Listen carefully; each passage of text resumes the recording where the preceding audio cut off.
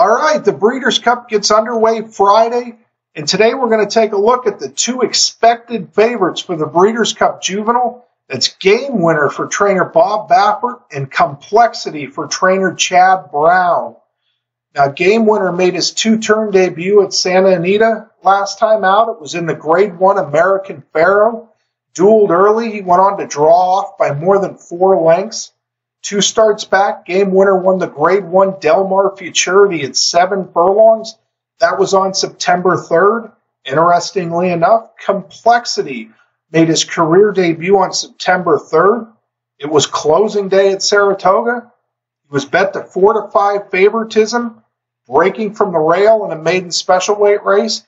He broke slow, was able to overcome that. He drew off to win by more than 4 lengths. Got a good number because he did it in an outstanding final time of 109 3/5. Now, what's interesting to note, on that same closing day at Saratoga card, they had the 2-year-olds in the Grade 1 Hopeful at 7 furlongs.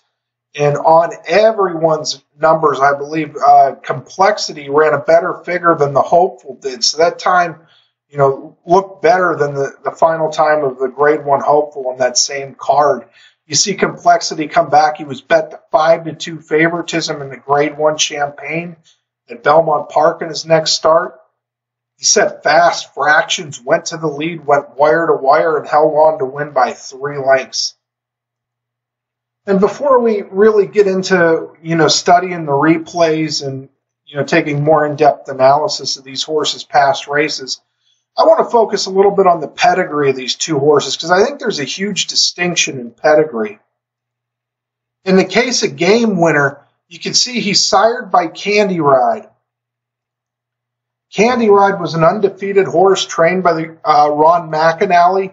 He won the Grade 1 Pacific Classic, getting 1.25 miles and 1:59. He won it by over 3 lengths. Beat the outstanding Frankel horse Medaglia d'Oro. It was 7-length gap.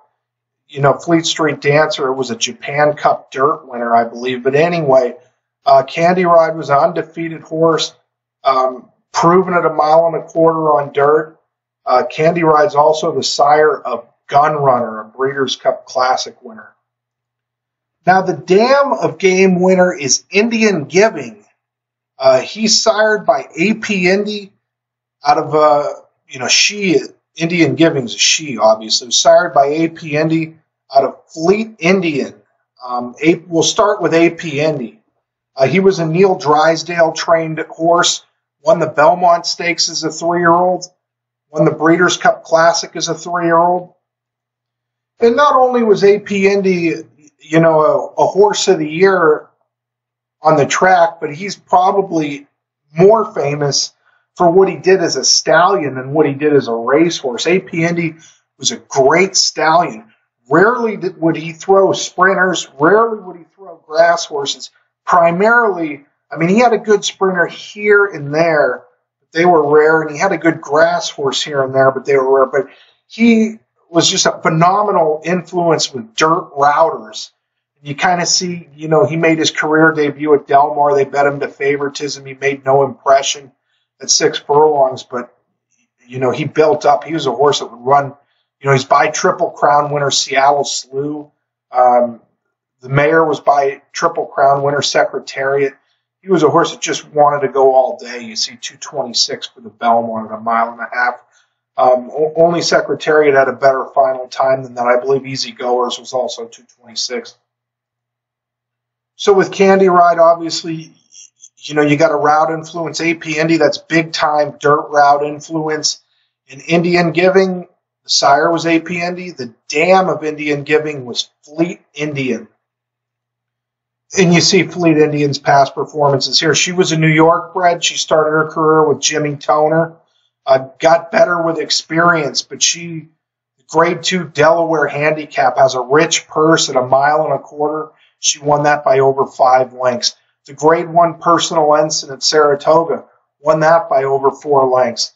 So you get distance. Fleet Indian gives you distance in that pedigree.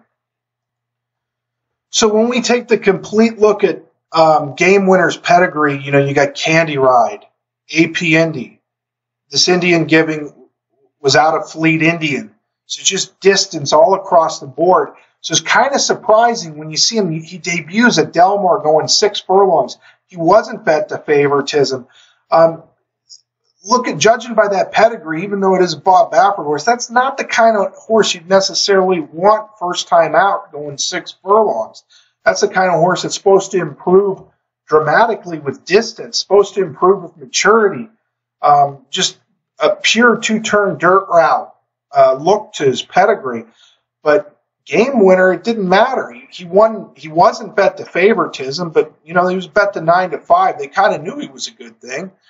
And he drew off to win by almost 6 lengths.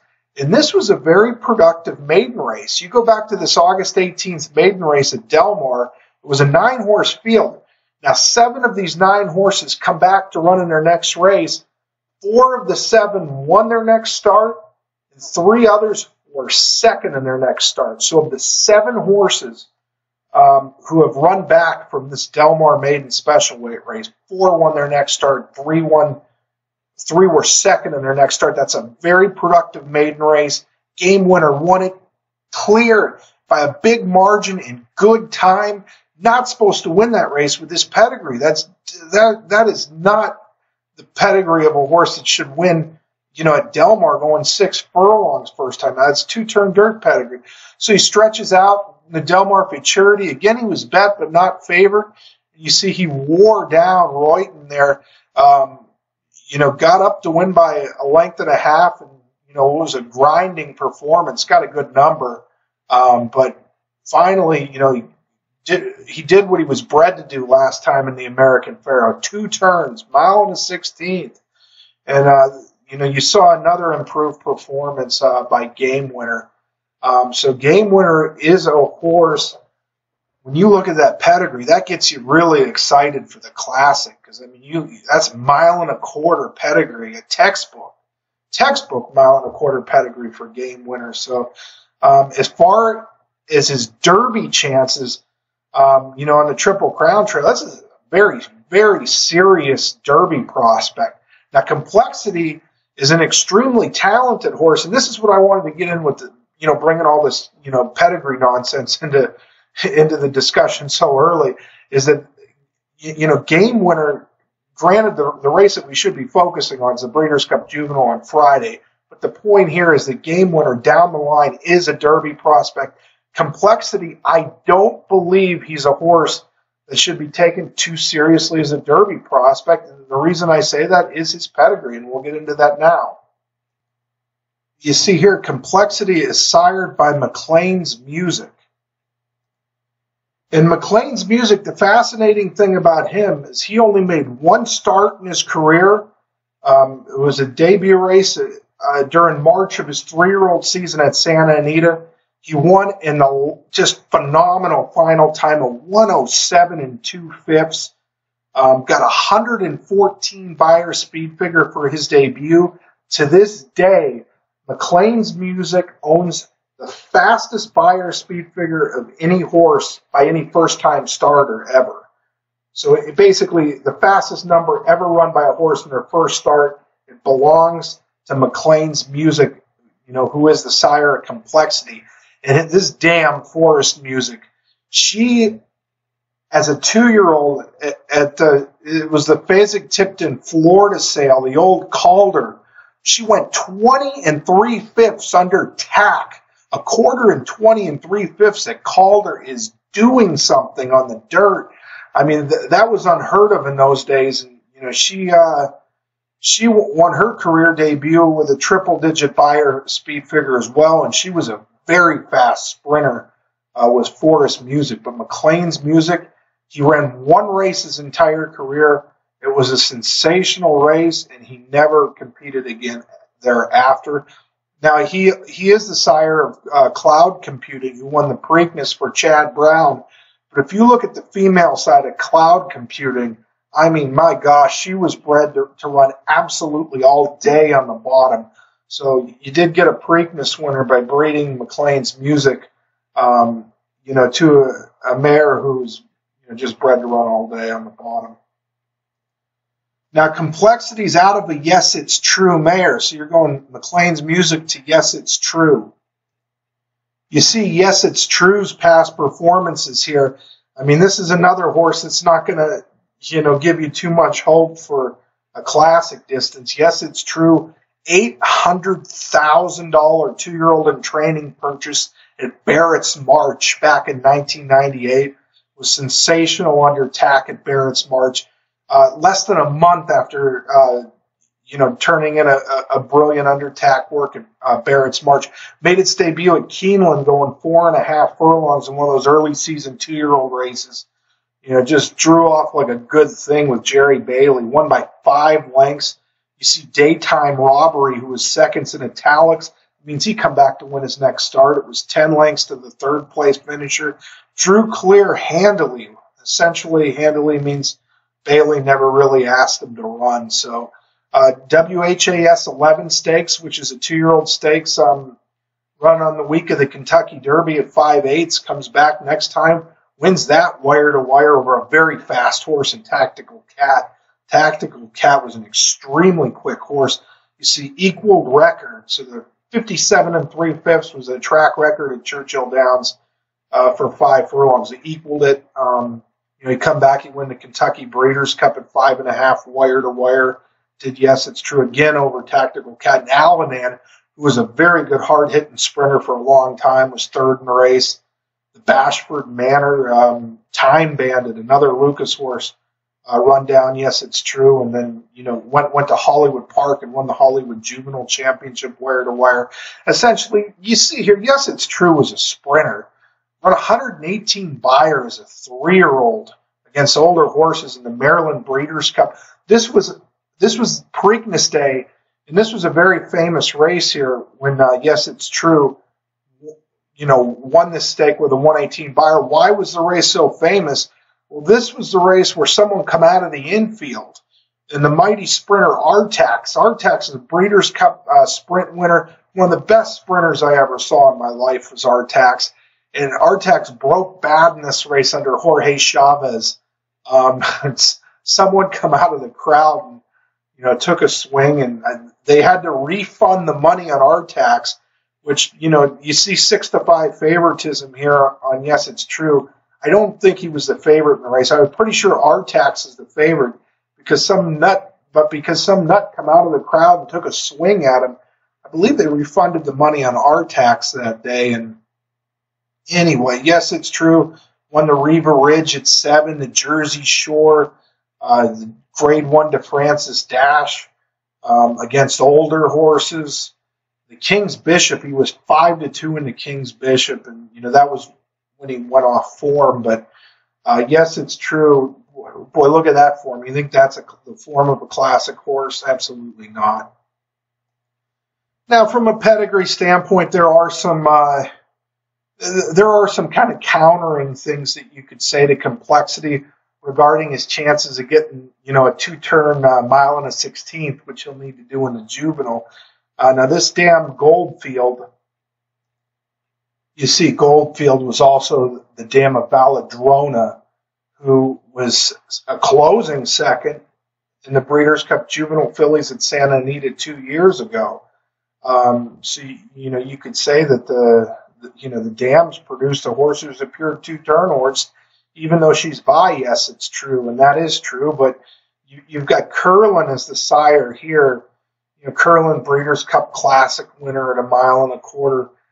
That's a big difference in sires from Curlin to McLean's Music. McLean's Music was, in his own way, every bit as brilliant as Curlin was, but he was not a 2-turn horse. I mean, he's pure sprinter by Forest Music.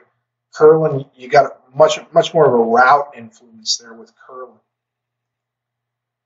So basically summing up, what we talked about in the past 10 minutes here is that game winner, this pedigree is a classic pedigree. Classic, makes him a serious Kentucky Derby prospect. Complexity, maybe you can get a 2-turn mile and a 16th. I think that's not out of the question. I mean, there are question marks about whether he can, and he'll get to answer them. But this is not a classic pedigree. This would be very surprising if he turns out to be, a serious factor on the Kentucky Derby trail. Chad Brown's a great trainer, though, and you saw in the case of Goldfield, she did produce a horse who was, a pure route horse. Granted, not by McLean's Music, by Curlin. But anyway, let's get away from that. The faster we get away from the pedigree stuff, the better. We're going to focus on studying these two horses' replays right now. And this is the career debut race for Game Winner, and he's going to start from extreme outside post position number 10. The outside, in my opinion, was a little better at Del Mar. Looking over things, I mean, the rail would be a concern there. But anyway, we'll watch Game Winner in post position number 10. Up to the gate. Backs off.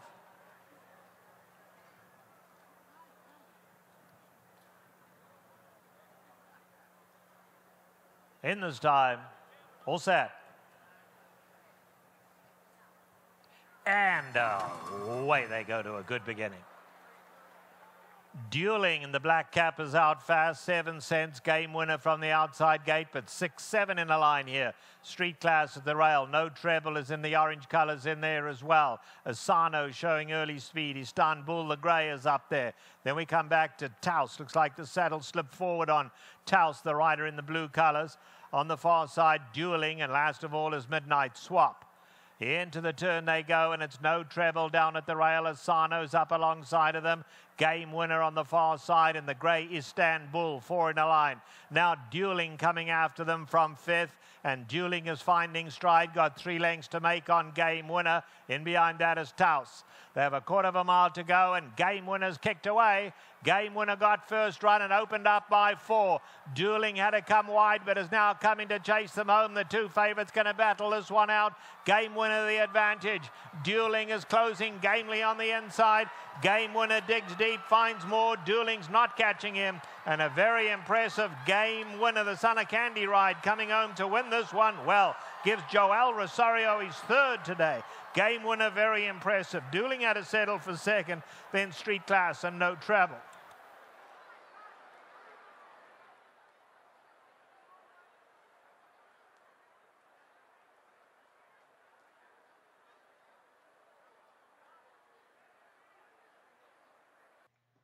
All right, let's run this again. Just a gallop out here. Look at the margin.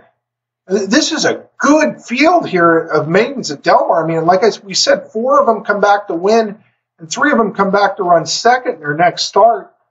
And I mean, this is just, this field is just fractured. I mean, it's spread out a city block. Just huge margins between horses. And there's some pretty okay horses back, well defeated in this field. So Game Winner was not supposed to, based on his pedigree, was not really supposed to win a race first time out at Del Mar going 6 furlongs. But very, very good horses will defy their pedigree, and Game Winner certainly did. I mean, this was, very impressive. He was 4 wide the whole way. We normally get kind of excited about that, but at Del Mar, you want to be out there. I mean, I really didn't think the rail was so great to meet at Del Mar. I wouldn't call it a bias, but there was a little bit of an advantage to the outside path. So unbelievably impressive debut performance for Game Winner when you take 2 things into consideration. When you take his pedigree into consideration, and when you take how well the horses that were defeated in this race had come back to run in subsequent races. When you take those 2 things into consideration, this was an awesome performance by Game Winner. All right, now we're moving along to the Del Mar Futurity. This is Game Winner's 2nd start. Once again, he happens to be breaking from the far outside post. Once again, he's going to kind of be a little reluctant, not necessarily wanting to go into the gate, holding things up for a brief bit. But with that said, let's run it. coming up. Little reluctant. Game Winner up to the gate. In this time, they're all set.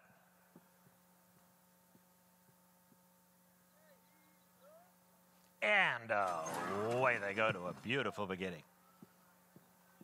On the inside, we have Sparkyville out fast. On the far side, Game Winner is showing good speed. Sig Alert was in just a tad tight. Rowayton now goes on, and there's Roadster now. Roadster's taken the second spot. At the back, we have Spin Lightning and Sig Alert. Past the 5/8 and Rowayton flying away now. Rowayton full bore up front, opens up to lead by almost 5. Roadster is in second. On the inside, we have Sparkyville coming through. Spin Lightnings in the red colors. Game Winners on the far outside in the black cap. And last of all, Sig Alert. Into the turn they go, and Rowayton flying out here has opened up 6 now. Roadster starts to come after him. Game Winner on the far side, then Sparkyville. Spin Lightning can't go with him, and then Sig Alert. Coming to the quarter pole, Rowayton clear by 4 lengths. Now Roadster's coming after him with Game Winner. Those two stride for stride as they come after this leader. Rowayton goes on. Roadster's chasing from second. Game Winner on the outside. They are homeward bound now. Rowayton is holding on to the lead. Roadster on the outside. Game Winner. Rowayton just keeps on finding. And Rowayton on the inside, and Game Winner. Roadster's not doing enough. Game Winner is. Game Winner's coming through to win it. Game Winner and Mario Gutierrez have won the Mar Futurity. Rowayton second. Roadster was third. Then came Sig Alert, Spin Lightning, and Sparkyville.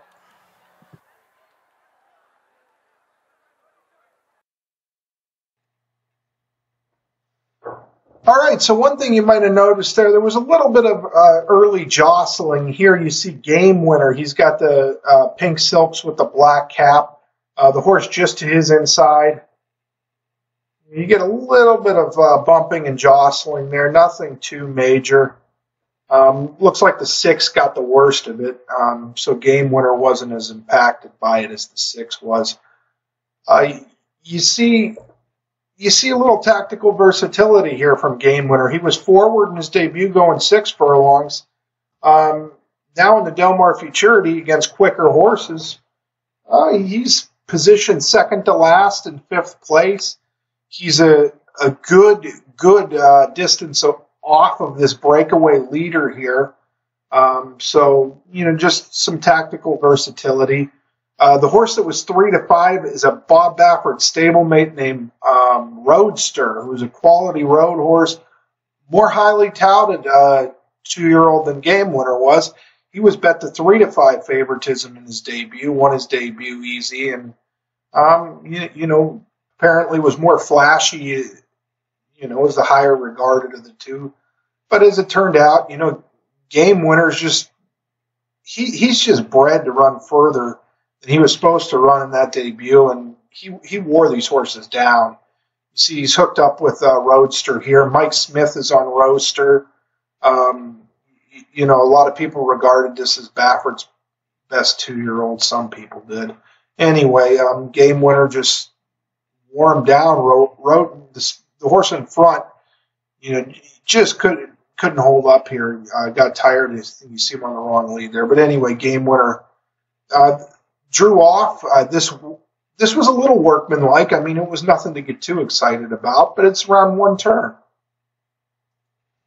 All right, moving along, you've got Game Winner. This is his 2-turn debut in the American Pharoah Stakes. He's wearing the pink silks, the black cap. He's breaking from post position number 4. That said, let's run it. Racing. Gunmetal Grey, Hefe off well with Rowayton and Game Winner. And Sig Alert 5th and last. Rowayton just in front from Gunmetal Grey. Game Winner 3 wide, a half length off the early lead. A gap of 6 lengths now to the trailing pair of Hefe and Sig Alert.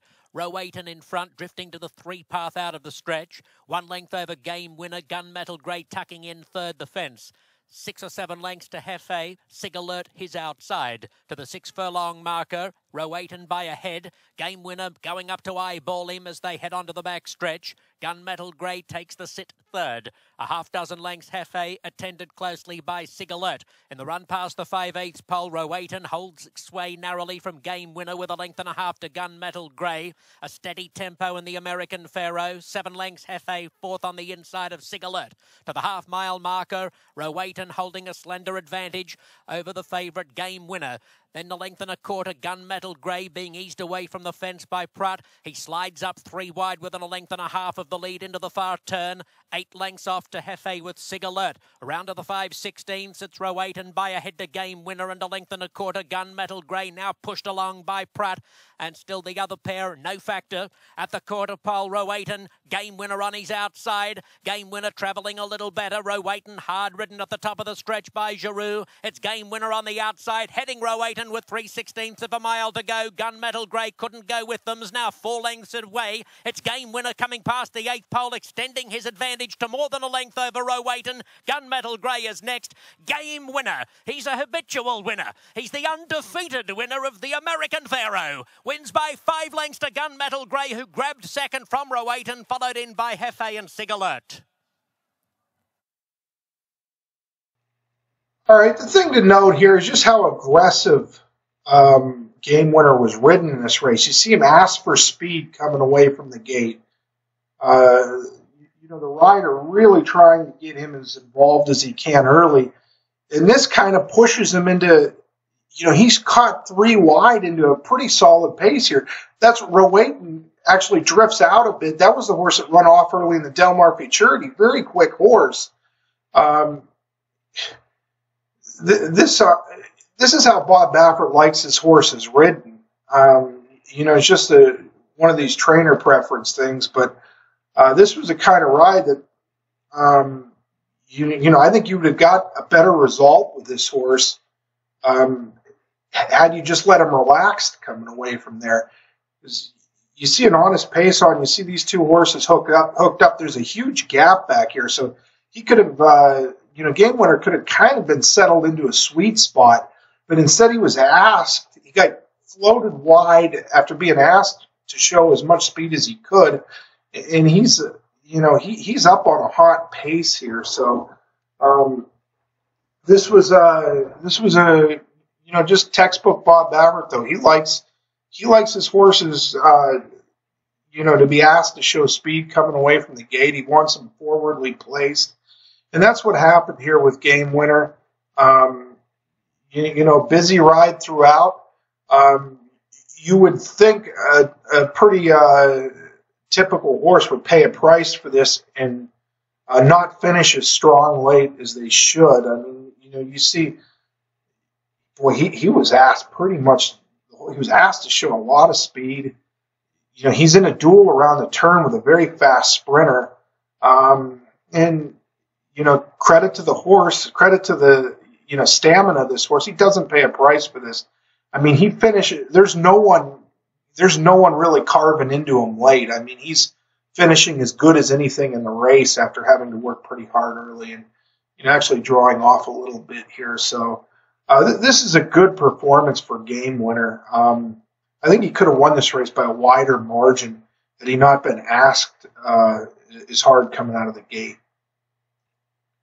Okay, now we move along to the Chad Brown Train Complexity. Here's closing day at Saratoga. Complexity's breaking from post position number 1, but he's actually saddlecloth number 2. You see he's the number 2 horse here. With that said, let's run it.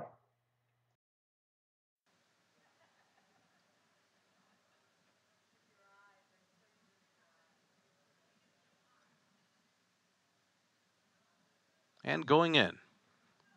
They're all in line.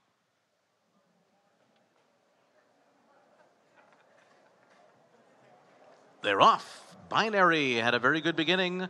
Harvey Wallbanger's got some early speed too. It's these 2 out for the early lead together, with Stock Chain away running in third to their outside and rushing through his Complexity down toward the rail as they head up the backstretch. Then King for a Day, followed by Azriel, and Southern Phantom is well behind in the early stages here, passing the half-mile pole.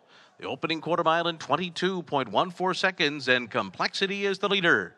Complexity on top by 3/4 of a length. Binary on the outside, running along in second position by another length and a half. Then Harvey Wallbanger on the outside of Azrael, who has the rail. King for a Day is next, and Southern Phantom at the back of the pack as they make their way toward the top of the stretch here. Complexity turning for home with the lead. Complexity off the turn in front by 2. On the outside, Harvey Wallbanger is running in second position. Toward the inside, Azrael is third. And then comes Binary, but it is Complexity. Complexity comes by the 16th pole, opening up to a 5-length lead and is looking good coming down to the wire. Jose Ortiz in Complexity, a strong 4.5-length win. And then it was second best under the wire, Harvey Wallbanger, followed by a photo, King for a Day, and Azrael.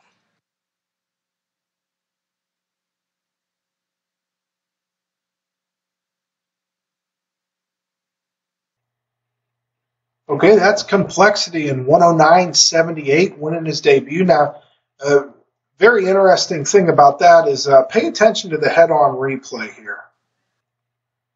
Now, first-time starters breaking from the rail, it can be a tough proposition if the horse doesn't break good.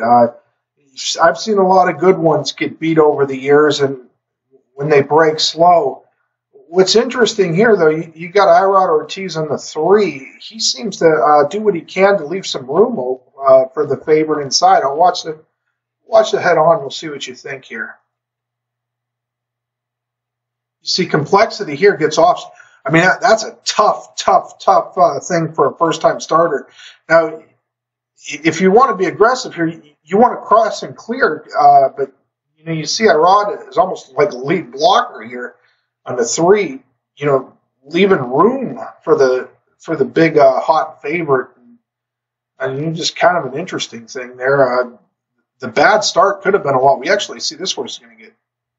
This was a kind of a rough deal here. We'll go back and watch this again, but Complexity broke slow from the rail, but no one crossed and cleared on him. You see a first-timer break slow from the rail, they get crossed and cleared on. Very rarely do they run to form after that. To me, it kind of looks like, Irod took a look inside. It looked like he was trying to make some room for him almost. I mean, this is speculating. It could have been a lot of different things. Who knows? But you see these two horses here are really coming together. And one's pressuring in, the other's pressuring out. And this horse here is going to get the worst of it. You see he gets squeezed right there. That was almost a real bad situation. The rider, I believe that was Louis Saez, there on the Calumet horse, did a very good job to stay on. Let's watch the pan. Okay, the danger, like we said, anytime you got a first-time starter breaking from the rail, especially one that's 4 to 5, I mean, the other riders in the race, if they do their homework, they know this is the hot horse in the race. If this horse breaks bad, you want to cross and clear on it. I mean, that's how you get a horse beat, first-time starter. So, if anyone's doing any race riding here, they see this horse break slow from the rail. You gotta cross and clear on it to really compound the trouble if you do that. But that doesn't get done here. We'll watch Pan one more time.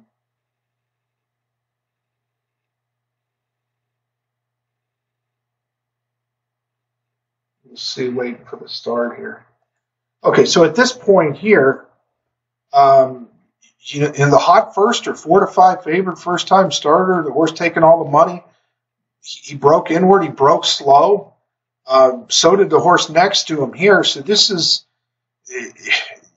this is Jerry Bailey here. What's Jerry Bailey going to do? He's going to cross and clear on the favorite. I mean, he's going to take this pressure down, take the inside away, and when you do that, you make things very, very difficult for what would be Complexity here. Bailey, in my opinion, was the greatest. He probably would have done that, got this horse in trouble, and he would have gone and somehow found his way on this horse next time. But as we run this, Irod seemed to leave a little room, and a good aggressive ride by Jose Ortiz to go up into the hole. So what was a bad situation for the favorite at the start was really, it wasn't compounded. It was actually avoided because there was room for him inside. I mean, huge room inside. It was almost like he had a lead blocker for him. This is a Rick Violet horse. You see the powder blue silks there. And there was the 1A there. So that's an interesting situation there. I mean, I don't know. Maybe I'm making way too much of it. But fast opening quarter, 22-14 for a horse who broke slow. So complexity, this is a very impressive debut. Breaking from the rail, breaking slow from the rail. Really could have had the race taken away from him if he didn't gun as hard as he did early. So anyway, it was a very impressive performance, very interesting performance, and kind of some things going on there on the head-on. So with that said, let's watch Complexity's second and final start to this point, and that was in the Grade 1 Champagne at Belmont Park. And here we go. We've got the Champagne keyed up here. Complexity. He's the 4 horse. He's breaking from post position number 4. One thing you want to focus on coming out of the start, though, that's the 8 horse Code of Honor, the Shug McGahee's second-time starter. That's a horse that was a hot debut winner at Saratoga first time out. Watch this stumble he has. He's going to end up at the back of the pack. He's going to run a nice race to be second. So kind of keep your eye on the early trouble had by Code of Honor here, but also watching Complexity. He's the 4. He's going wire to wire, and this is a very impressive performance, as you'll see here.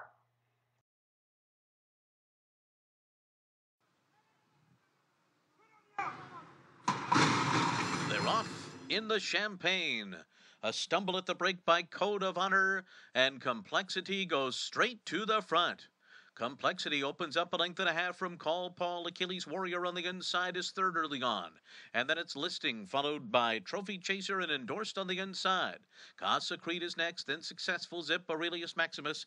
And after that stumble at the start, Code of Honor is the trailer. They zip through a 22.51 opening quarter mile. Complexity and Jose Ortiz lead the way in the Champagne by a length and a half. Achilles Warrior tracks him second. And then it's Call Paul, third on the outside. Endorsed is along the rail, 3 lengths from the front. Trophy Chaser is next, and then on the outside it's Listing. Successful Zip is 7 lengths off the lead. Then Casa Creed, followed by Code of Honor, and Aurelius Maximus, 45.31. A sharp half mile for Complexity, who heads around the far turn with a 2-length lead on Achilles Warrior. And then Call Paul on the outside. Endorsed is riding the rail around the turn, 4 lengths off the lead. After that, Trophy Chaser, who's losing ground between horses. Listing is there on the outside. Code of Honor trying to pick it up with a 5-wide move as they come to the top of the stretch. 3/4, 109.4. They're into the stretch. Complexity arriving at the 8th pole with a 5-length lead as Code of Honor takes up the chase from second. Call Paul is third, Endorsed, and Aurelius Maximus on the outside. Then Trophy Chaser, it's Complexity in front. And Complexity's going to go every step of the way to win the Champagne.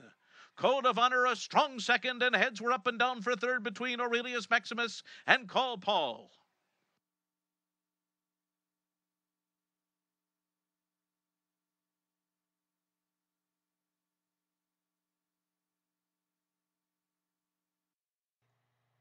All right, that's the very talented Complexity winning the Champagne. 1:34.3 for a mile. Tremendous time. One more quick look as we go back. You're going to see there is Code of Honor, the 8, with a stumbling start. Complexity kind of had a middling break. He broke okay, not great, not poor. But this was some early trouble here for Code of Honor, to be sure. I mean, you see him, kind of a double stumble here. And, a horse that showed speed winning his debut sprinting had to come from the back. So this was a very good performance by the second-place finisher. After this, you'll see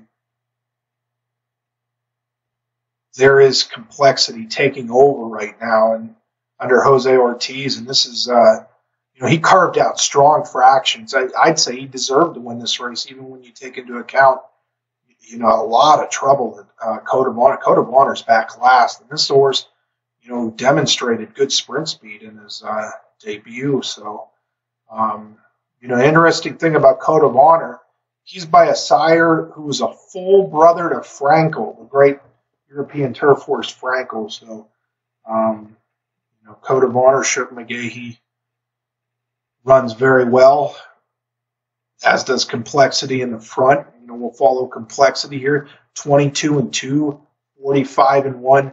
Those are taxing fractions. 2-year-olds going a mile.